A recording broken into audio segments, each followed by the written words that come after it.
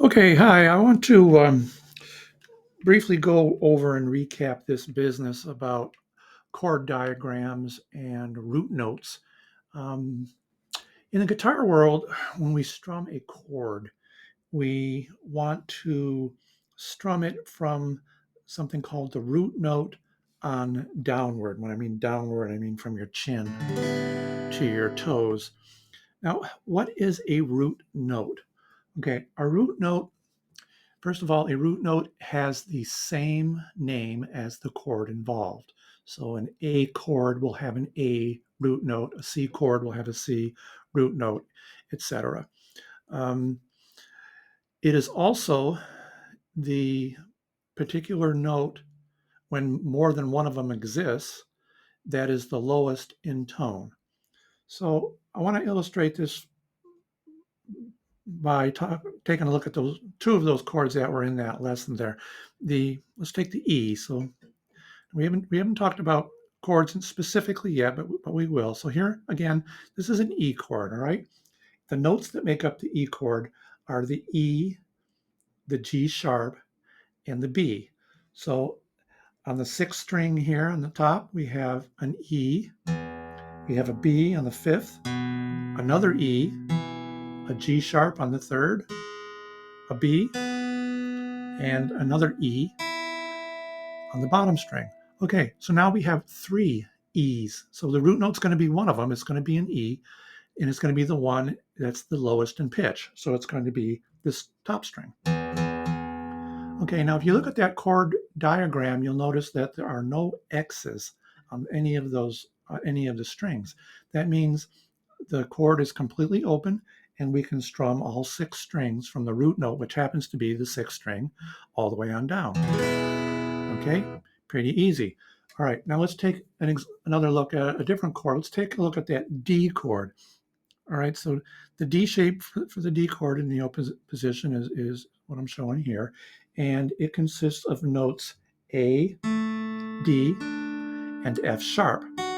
Whenever we fret a chord, what we do is we use a particular shape to isolate the strings and the notes on those strings, so only the notes that appear in the chord will be played. So like we did with the E major chord, we have this particular chord shape. We put our fingers in these positions, so we only play the E, the B, or the G sharp. Now there are more than one of those, but that's entirely okay. So getting back to the D shape, we want to play only the A, the D, and the F sharp. So we want to find where the new root note is on the D chord. All right, so let's take a look at them.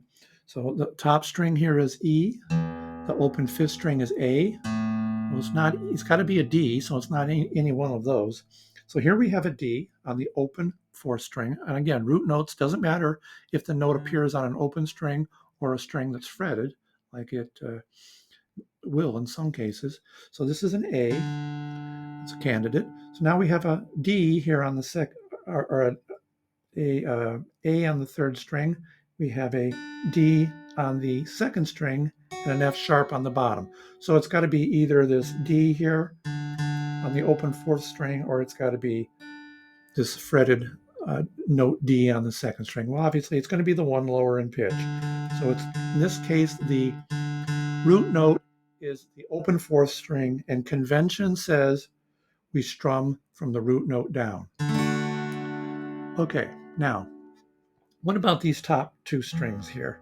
If you look on that chord diagram, there's X's on both of them. So let's talk about this fifth string here. This is an A, note A.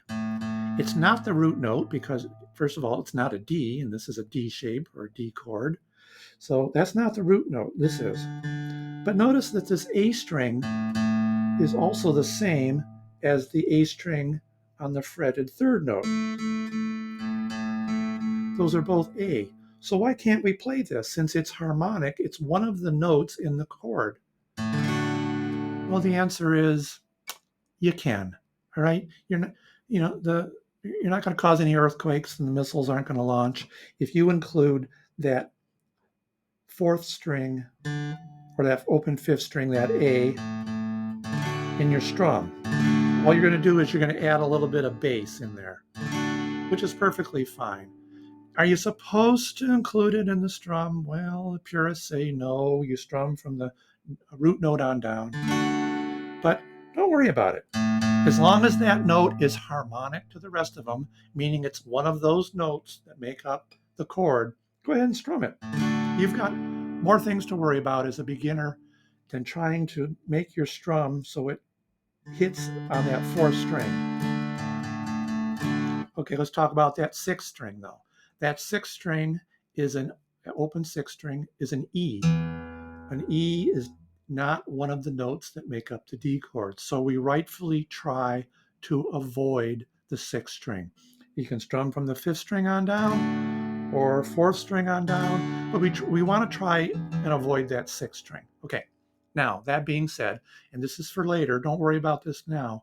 When you get more comfortable playing all these chords, you'll notice that you can take your thumb and you can wrap it around the top of the guitar neck and fret that top string, which turns that open E string into an F sharp, which is the same as the one on the bottom, also an F sharp, and that makes all of the notes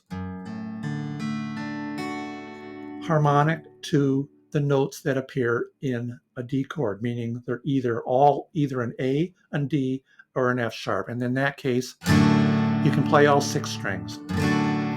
Okay, so I hope that explains a little bit more about this business with the root note and the chord.